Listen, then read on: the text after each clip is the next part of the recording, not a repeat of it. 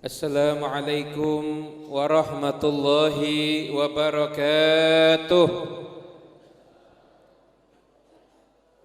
Bismillah, innal hamdalillah nahmaduhu wa nasta'inuhu wa nastaghfiruh wa na'udzu billahi min syururi anfusina wa sayyiati a'malina.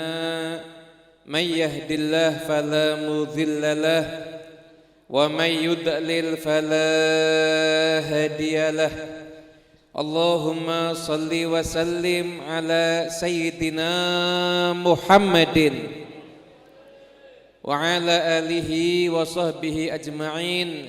Ghina'i faqri wa hayati ruhi wa sururi qalbi wa najati fid dunya wal akhirah. Amma ba'du.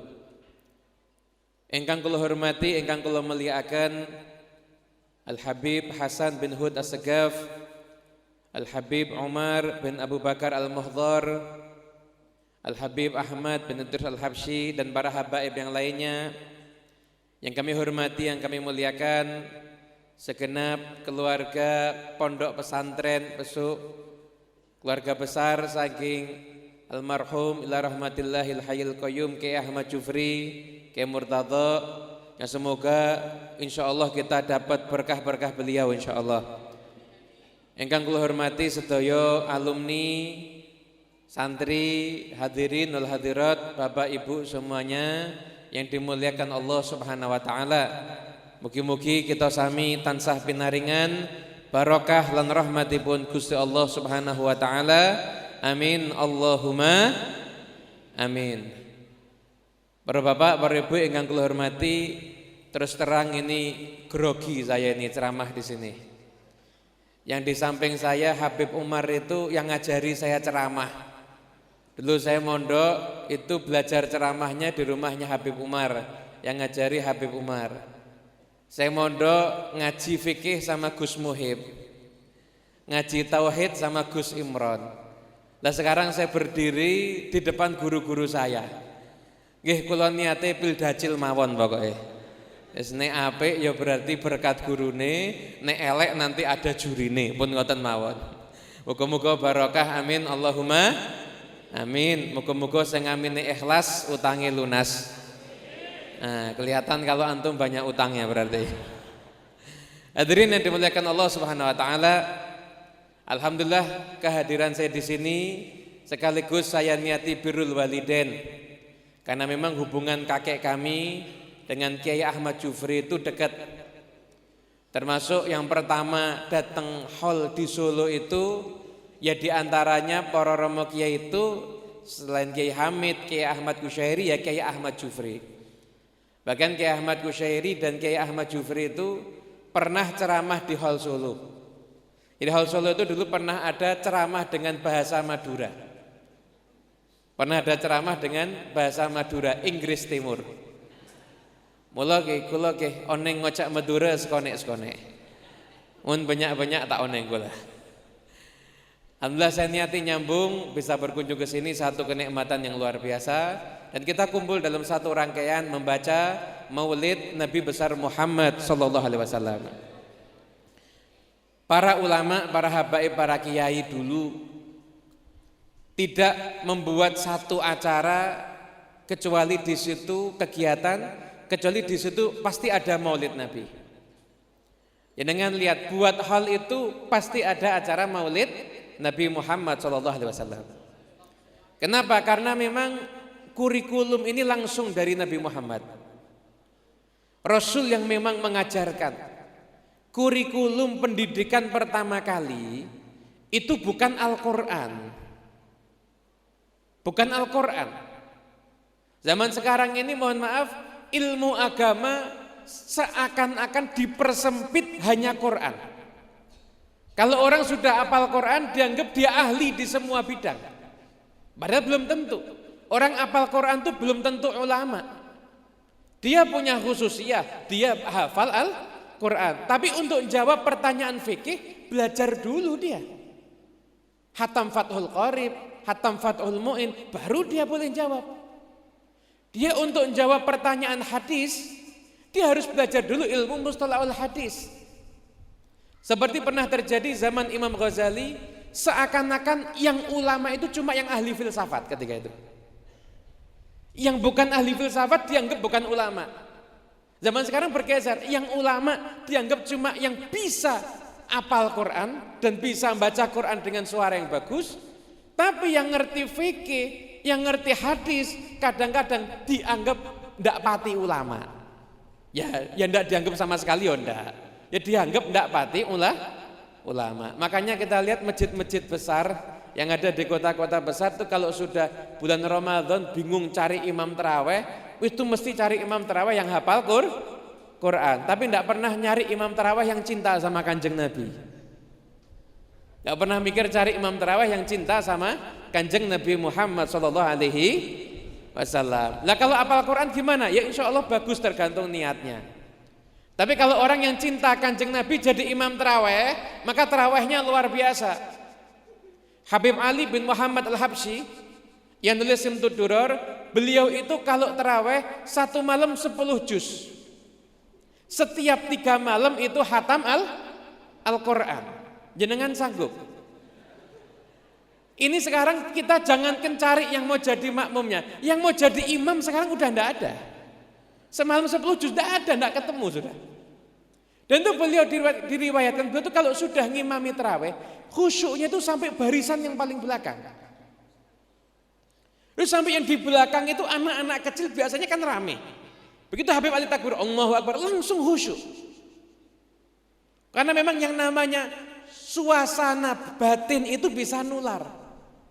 Majelis maulid kalau yang hadir itu khusyuk, yang depan yang mimpin itu khusyuk, yang hadir pasti juga khusyuk. Tapi kalau yang di depan itu enggak khusyuk, yang hadir juga enggak akan khusyuk. Jadi ini orang yang cinta Kanjeng Nabi bukan berarti melupakan Quran. Yang cinta maulid bukan berarti melupakan Quran. Justru mereka lah calon orang yang akan memahami Al-Quran dengan sesungguhnya. Rasulullah SAW ketika beliau masuk ke kota Madinah, beliau udah kirim dulu Mus'ab bin Umair untuk dakwah di sana. Dikirim Mus'ab bin Umair untuk dakwah ada di kota Madinah. Nabi Muhammad masuk ke kota Madinah disambut. Tala'al badru alaina. Telah terbit bulan purnama untuk kami. Dulu orang Arab itu enggak ada hiburan pemandangan, enggak ada. Yang mau dipandang apa? Semuanya itu padang pasir. Nah, kalau kita orang Pasuruan enak, tinggal keteretes banyak pemandangan, nggih. Baik pemandangan yang halal ataupun pemandangan yang haram ada semuanya komplit. Itu kalau keteretes kemana-mana kita sudah lihat banyak pemandangan. Ada yang nyaut, alah ke supermarket juga banyak pemandangan. Itu pemandangan tidak ada. Jadi pemandangan terindah itu bulan purnama. Makanya kalau bulan purnama itu senangnya luar biasa. Karena masing-masing itu menikmati pemandangannya bulan purnama. Dan setelah Rasulullah datang, mereka itu spontan ketika lihat Nabi Muhammad langsung ingat bulan. Karena itulah hal terindah yang mereka pahami. Dan mereka langsung spontan tala'al badru alaina min thaniyatil wada. Dari bukit al-wada, tempat perpisahan. Pisah.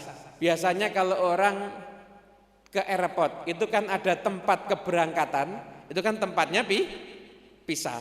Ada tempat kedatangan, tempatnya jumpa. Kita kalau jemput orang pasti di tempat kedatangan. Kalau kita jemput orang di tempat keberangkatan nggak mungkin ketemu, salah jalur. Lah ini subhanallah jemputnya min thaniyatil wada di tempat perpisahan. Di situ ada hikmah. Kenapa Nabi Muhammad dilewatkan ketika itu di thaniyatil wada dan sahabat muhajirin yang sudah sampai di sana, ansor yang ada di sana menjemput di thaniyatil wada. Li'annahum wadda'u anfusahum listiqbali anfasihim. Karena mereka meninggalkan keinginan nafsunya untuk menjemput yang termulia di antara mereka, yaitu Nabi besar Muhammad SAW. Makanya jadi orang hebat semuanya. Kenapa? Nafsunya ini udah mati sahabat itu. Tinggal ngikut Nabi. Kalau kita nafsunya kadang-kadang terlalu besar, kadang-kadang bukan nafsunya, akalnya. Kadang-kadang akalnya. Lah nyun ngapunten kalau ada orang beranggapan sunnah Nabi udah tidak sesuai dengan kondisi zaman sekarang atau syariat Nabi nggak sesuai dengan zaman sekarang, ini akalnya lebih besar dari imannya. Akalnya lebih besar dari imannya. Padahal akal manusia itu diibaratkan dengan akalnya Kanjeng Nabi. Kalau seandainya semua kerikil di dunia ini dikumpulkan, kira-kira jumlahnya berapa? Jenengan bisa ngitung? Tidak bisa. Semua kerikil di dunia ini dikumpulkan, diambil satu kerikil, ini satu kerikil dibagi otaknya semua manusia, mulai dari wali sampai orang yang paling fasik. Sisanya itu otaknya Kanjeng Nabi Muhammad, akalnya Kanjeng Nabi. Udah nggak mungkin ada manusia lebih pintar dari Kanjeng Nabi, udah nggak mungkin, mustahil. Jadi justru apapun yang datangnya dari Kanjeng Nabi, fahaqquhut taslimu wal qabulu. Terima, pasrah. Ini aturannya Kanjeng Nabi. Orang ngentut kok yang dibasuh muka pasrah. Nggih napa nggih? Selesai. Lawang orang sakitnya kadang-kadang sakitnya di mana yang disuntik pantat tidak pernah protes. Mosok bab wudu terus yang diprotes. Dan Nabi Muhammad masuk ke sana disambut. Mereka tinggalkan nafsu mereka untuk menyambut Kanjeng Nabi. Ketika Nabi berjalan, ada perempuan, anak-anak kecil main rebana. Nabi ketemu anak perempuan. Apa pertanyaannya Nabi? Nabi nanya, udah hatam berapa juz? Udah sudah apa berapa bait, apa alfiahnya? Enggak begitu tanyanya. Zaman itu belum ada alfiah juga. Kamu sudah gimana? Enggak, tanyanya Kanjeng Nabi sepele. Atuhibnani, kamu cinta sama aku? Tanya cinta. Jadi Kanjeng Nabi enggak nanya ibadah yang lainnya. Kanjeng Nabi hanya tanya, cinta enggak sama aku? Karena itu adalah barometer tanda besarnya agama di suatu daerah adalah dengan cintanya kepada Nabi Muhammad SAW. Apa jawabnya perempuan-perempuan kecil? Ya Rasulullah, kita sangat mencintai engkau. Nabi jawab 3 kali, dijawab sama Nabi. Hanya Allah yang tahu besarnya cintaku kepadamu. Hanya Allah yang tahu besarnya cintaku kepadamu. Hanya Allah yang tahu besarnya cintaku kepadamu. 3 kali Kanjeng Nabi jawab. Karena menunjukkan Nabi akan lebih mencintai orang yang mencintai beliau. Semua umatnya dicintai sama Rasulullah. Tapi yang mendapatkan cinta khusus adalah umat yang bisa mencintai Rasulullah Sallallahu Alaihi Wasallam. Dan Nabi juga mengajarkan pendidikan pertama kali itu cinta. Adibu awladakum ala thalathi khisal. Didik anak-anakmu untuk kenal 3 perkara. Hubbi nabiyikum, cinta kepada Nabi. Wa ali baitihi, cinta kepada ahlul bait keluarga Nabi. Wa qiraatil Qur'an, dan membaca Al-Qur'an. Ini kurikulum Nabi Muhammad. Dan inilah yang diterapkan oleh para sahabat. Inilah yang diterapkan oleh para tabi'in. Inilah yang diterapkan oleh para tabi'in. Inilah yang diterapkan oleh para habaib. Inilah yang diterapkan oleh para kiai. Sampai Kiai Haji Hasyim Asy'ari, beliau itu punya kitab khusus hanya membahas tentang cinta kepada Nabi Muhammad. Punya kitab khusus An-Nurul Mubin fi Mahabbati Sayyidil Mursalin kalau enggak salah. Cuma bahas cinta Nabi. Karena memang ini pondasi asas yang paling utama. Mungkin orang protes, lah kenapa pertama kali kok bukan diajari sholat? Kenapa kok pertama kali bukan diajari Quran? Kenapa kok pertama kali nggak diajari untuk bakti sama orang tuanya? Kenapa pertama kali itu cinta Nabi Muhammad? Karena memang inti semua kebaikan itu cinta Nabi. Mohon maaf, ada suami cinta istri, tapi nggak cinta Nabi, nggak bisa jadikan istrinya masuk surga. Ada bapak cinta anak, tapi nggak cinta Nabi, nggak bisa jadikan anaknya masuk surga. Nggak bisa. Modal cinta sama siapapun juga itu tidak akan bermanfaat kecuali dengan mencintai Nabi Muhammad Sallallahu Alaihi Wasallam. Orang kan sekarang teriak hubbul waton, cinta tanah air, nasionalisme ya. Nggak mungkin punya jiwa nasionalis, jiwa cinta tanah air yang menyelamatkan tanah airnya kecuali dengan didasari cinta kepada Nabi Muhammad. Nggak ada. Orang cinta tanah air tapi nggak cinta Nabi, yang dia lakukan bukan menyelamatkan tanah airnya, mungkin justru menghancurkan tanah airnya sendiri. Kalau nggak cinta sama Nabi, nggak bisa. Kalau nggak cinta dengan Rasulullah Shallallahu Alaihi Wasallam. Di Libya ada seorang ulama ahlu sunnah wal jamaah, bahkan pengikut thariqah. Ketika negaranya itu diserang, apa yang dilakukan sama ulama ini? Kondisi kepepet, dia angkat senjata, dia lawan penjajah Italia ketika itu. Anda tahu benderanya apa? Benderanya untuk membakar semangat bertuliskan syair burdah, wa man takun bi rasulillahi nusratuhu intal qahul usdu fi ajamiha tajimi. Barang siapa yang dia bela itu Rasulullah, yang dia tolong itu Rasulullah, agamanya Rasulullah, maka sekalipun yang dihadapi macan itu enteng. Dia membakar semangat masyarakat untuk mempertahankan tanah air dengan mencintai Nabi Muhammad SAW. Jadi jangan percaya orang ngomong cinta tanah air kalau dia nggak cinta sama Nabi Muhammad.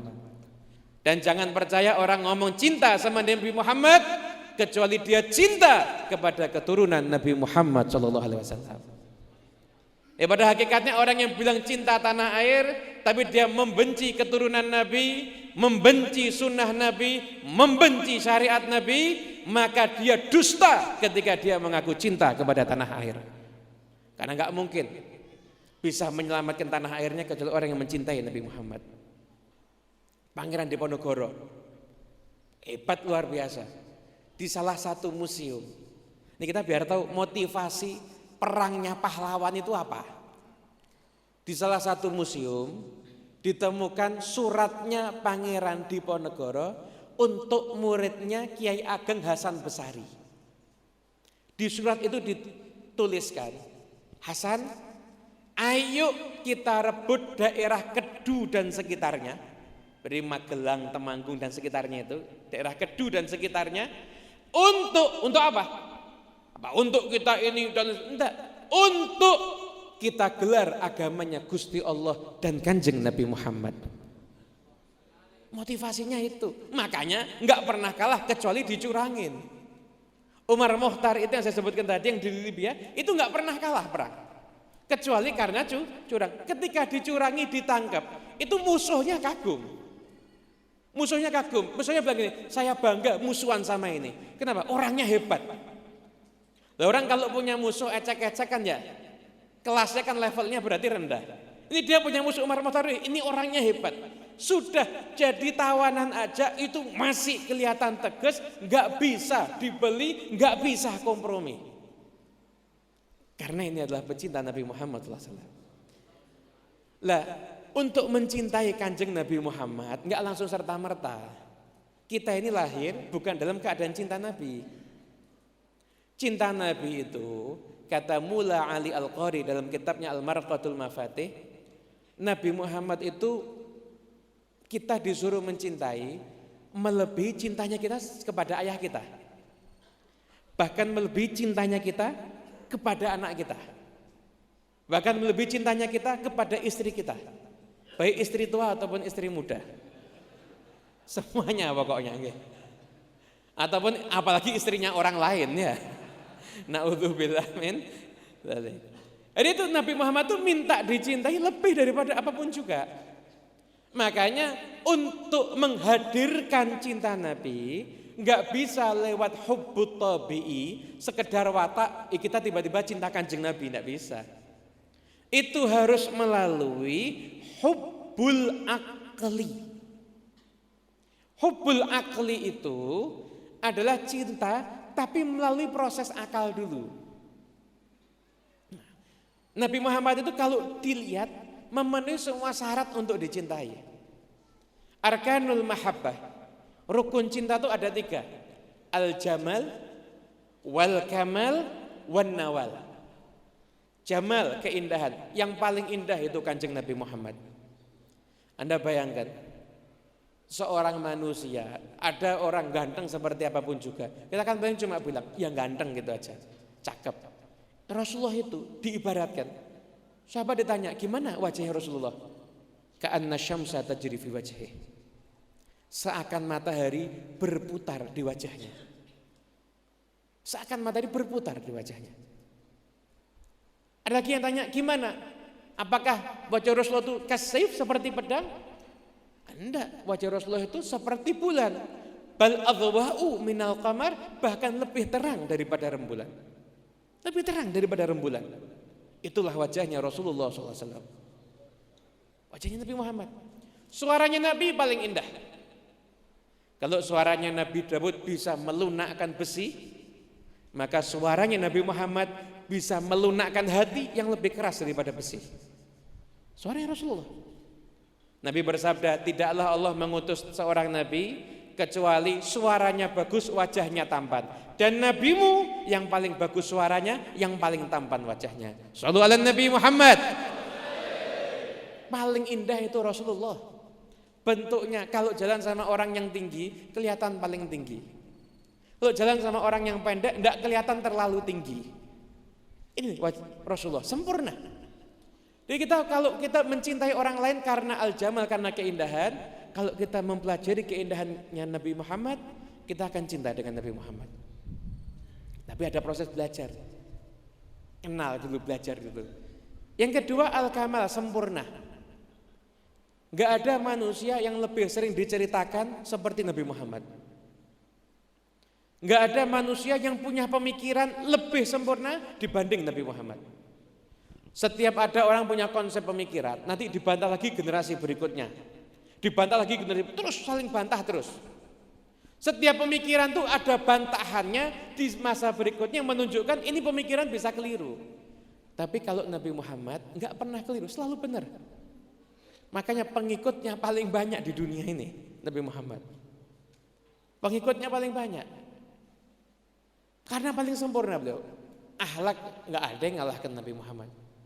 Gimana pemaafnya? Wal 'afina 'anin nas. Ketika Rasul sallallahu alaihi wasallam itu bisa mengambil bagian wal 'afina 'anin nas yang paling sempurna, maka Allah menyatakan wa innaka la'ala khuluqin 'azim. Sesungguhnya engkau ya Muhammad di atas, bukan sama, di atas budi pekerti yang agung. Kalau manusia itu khuluqun hasan, wa khaliqin nasa bi khuluqin hasan. Tapi kalau Rasulullah khuluqin azim, yang paling agung akhlaknya Nabi Muhammad. Enggak ada. Cari sejarah manusia paling banyak diceritakan sejarah Nabi Muhammad. Semua paling hebat Nabi Muhammad. Mulai dari kesempurnaan, paling pemberani Rasulullah. Paling pemaaf Rasulullah, paling santun Rasulullah, paling tegas Rasulullah, semuanya komplit. Karakternya itu paling sempurna Rasulullah SAW. Ada lagi an-nawal, kebaikan Nabi Muhammad untuk kita. Rasul itu bagi kita kan malam wajibnya maghrib, isya, subuh ya. Kalau Nabi Muhammad wajib mengerjakan tahajud. Kenapa? Asa ayyab'atsaka rabbuka maqaman mahmuda. Nabi Muhammad itu diperintahkan untuk tahajud itu wajib. Beliau itu kerjakan itu sepenuh hati, bahkan kaki beliau itu sampai bengkak. Itu agar beliau mendapatkan maqaman mahmuda. Maqaman mahmuda ini untuk siapa? Untuk siapa? Apa untuk Nabi? Enggak. Nabi Muhammad udah dijamin masuk surga. Kalau yang beliau kejar itu surga udah dijamin. Tapi beliau mengejar maqamah mahmuda agar bisa menjadi penolong untuk kita semuanya. Jadi kalau kita dengar payahnya ibadahnya Nabi, tiap malam beliau ibadah sepanjang malam sholat sampai kaki beliau itu bengkak, itu yang diperjuangkan kula kalih panjenengan sedaya. Kita yang diperjuangkan sama Nabi Muhammad.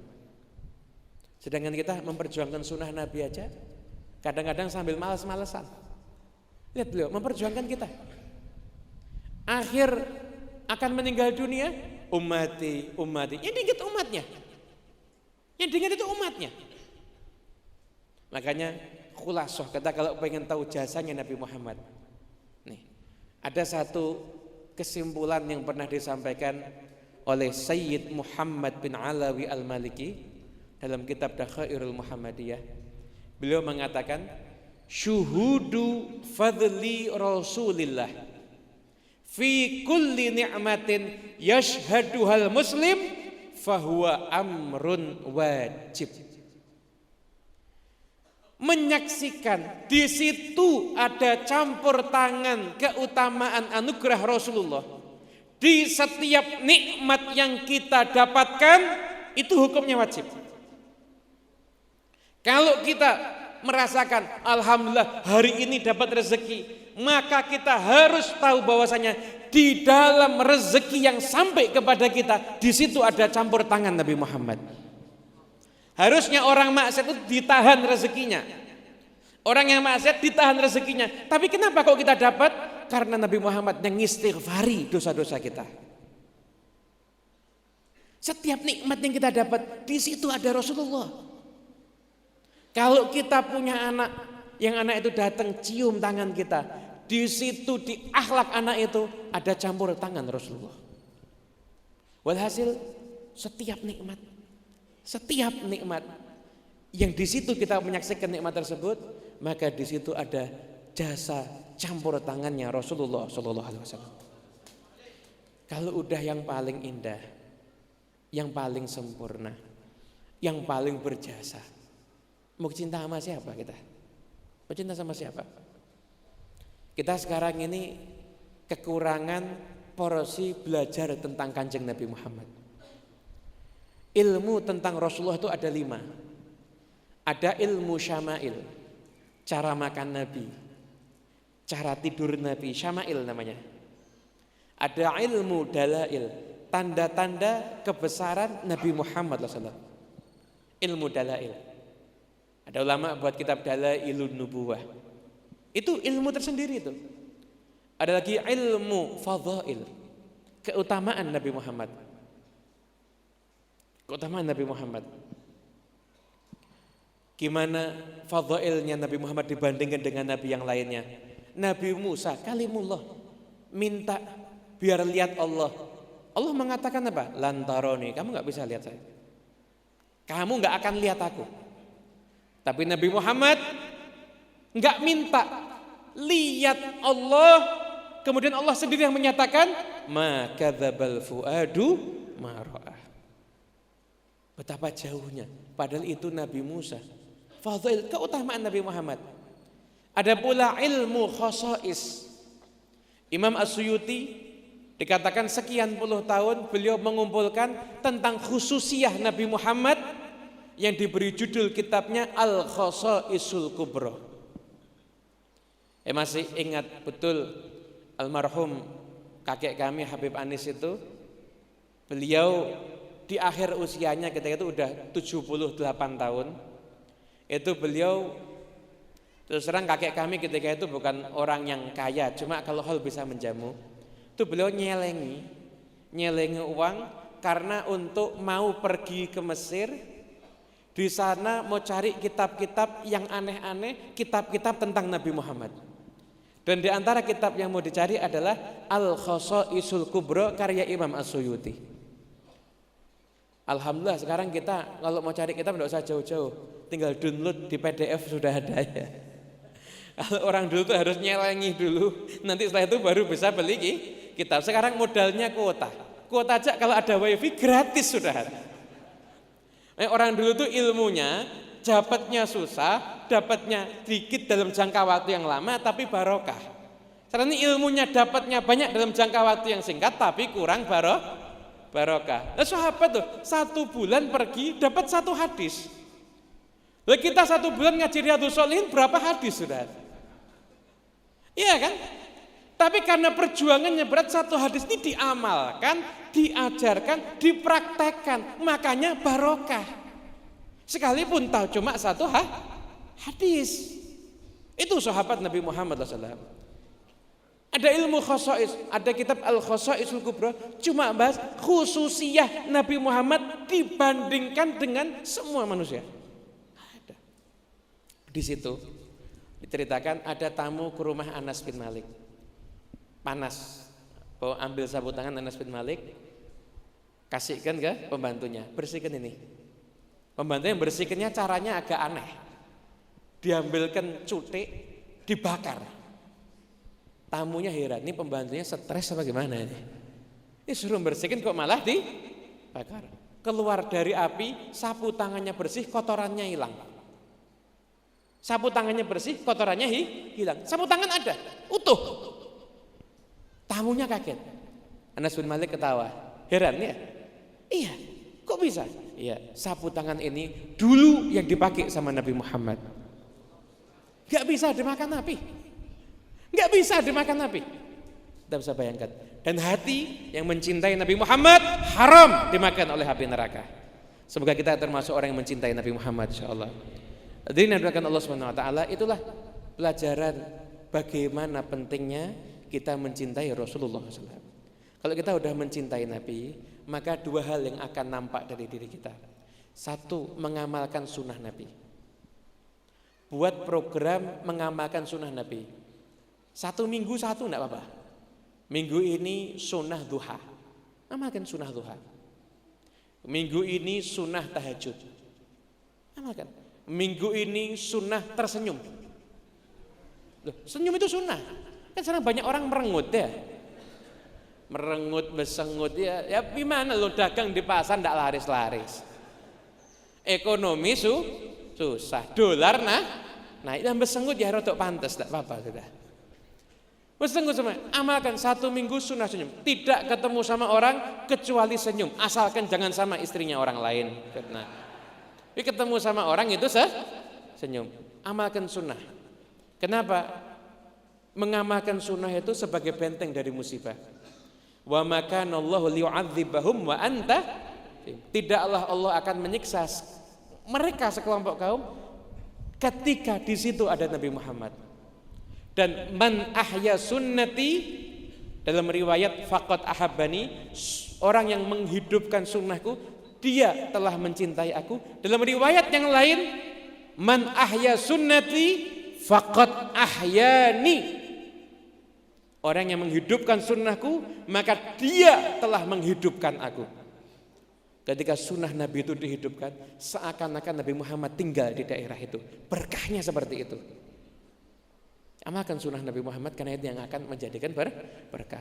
Kalau kita tidak bisa di masyarakat rumah tangga kita, kenalkan anak kita sama siwak, kenalkan anak kita sama duha, kenalkan anak kita dengan sunnah-sunnah Rasulullah SAW, makan pakai tangan kanan sunnah Nabi. Ingatkan biar anak kita selalu ada hatinya itu ta'alluq dengan sunnahnya Rasulullah SAW. Yang kedua, banyak sholawat. Saya nggak mau nerangkan dalilnya sholawat, sudah nih ceramah di sini nih kalau kebanyakan nguyai segoro ini, alim semuanya soalnya hadir ini, masya Allah. Dalil sholawat udah terlalu banyak. Tapi saya cuma mau menyampaikan, nggak ada zikir yang dibuat kitab khusus sebanyak zikir sholawat Nabi. Al-Hafidh As-Sakhawi punya kitab Qaulul Badi' fi Sholati ala Habibi Syafi'. Riwayat semuanya ada. Obatnya sakit sholawat. Rumah tangga berantakan obatnya sholawat. Bodoh obatnya biar pinter sholawat. Pengen rezekinya lancar sholawat. Pengen utangnya lunas sholawat.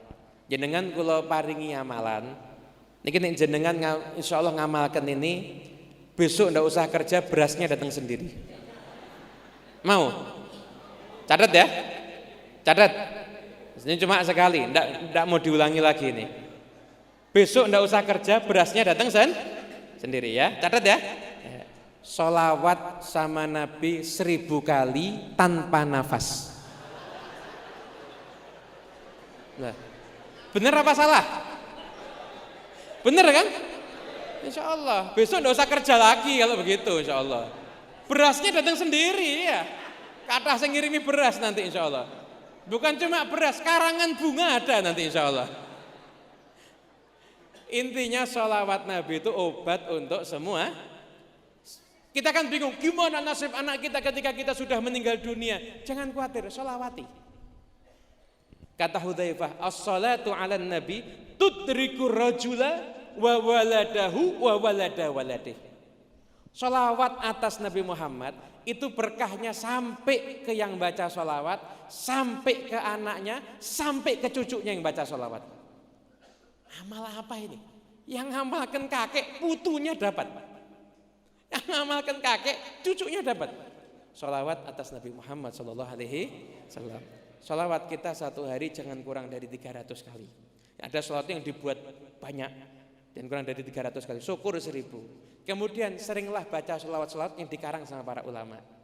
Sholawat nariyah, sholawat munjiyat, sholawat al-fatih lima ukhliq wal khatim lima sabak nasirul haqi bil haq wal hadi ila suratikal mustaqim. Baca itu. Sholawatnya Habib Ali Miftahi Babi Rahmatillah. Itu sholawat mujarab untuk biar cepat mimpi ketemu Nabi Muhammad. Baca sholawat-sholawat itu karena setiap sholawat yang dikarang oleh para ulama di situ ada khususiyah, ada satu sambungan rohani yang akan bisa mendekatkan orang dengan Nabi Muhammad SAW. Dalam kitab Maulid ada sholawat yang luar biasa. Allahumma sholli wa sallim bi ajalli sholawati wa ajma'iha. Ya Allah, ini diamalkan boleh ini. Setiap pagi sore baca satu kali enggak apa-apa. Ya Allah, limpahkan sholawat dengan paling indahnya sholawat, paling mencakupnya sholawat. Wa azkat tahiyati wa ausaiha. Sampai sholawat itu sampai pada bagian akhirnya, sholatan yattasilu biha ruhul musalli ilaihi. Sholawat yang mana kalau sholawat ini dibaca, hatinya orang yang sholawat langsung nyambung sama Kanjeng Nabi. Lah orang yang hatinya ittisal dengan Nabi Muhammad, istri yang hatinya ittisal dengan Nabi Muhammad tidak mungkin kurang ajar sama suami. Pemimpin yang hatinya ittisal dengan Nabi Muhammad nggak mungkin mendolimi rakyat. Ulama yang hatinya ittisal dengan Nabi Muhammad nggak mungkin akan jadi ulama su. Anak yang hatinya yattasilu bi Rasulillah SAW nggak mungkin menjadi anak yang durhaka kepada kedua orang tua. Intinya semuanya sholawat kepada Nabi Muhammad SAW. Nah, semoga insya Allah yang sedikit ini membawa berkah untuk kita semuanya. Semoga insya Allah pertemuan ini bisa berlanjut di tahun-tahun yang akan datang. Semoga insya Allah santri-santri alumni yang ada di tempat ini menjadi santri dan alumni yang barokah. Dan kita mendoakan khususnya kepada Habib Hasan dan Habib Umar. Semoga Allah berikan kesehatan yang sempurna kepada beliau. Allah berikan panjang umur, sehat walafiat. Itu juga guru-guru kita semuanya, para kiai daripada pondok besok ini khususnya. Allah berikan panjang umur, sehat walafiat, bisa membimbing kita semuanya. Allah lancarkan semua urusannya. Dan insya Allah kita semuanya sebagaimana bergembira di tempat ini karena mengenang Maulid Nabi Muhammad, semoga kita berkumpul di surga bersama dengan Nabi Muhammad. Amin ya rabbal alamin. Wassalamualaikum warahmatullahi wabarakatuh.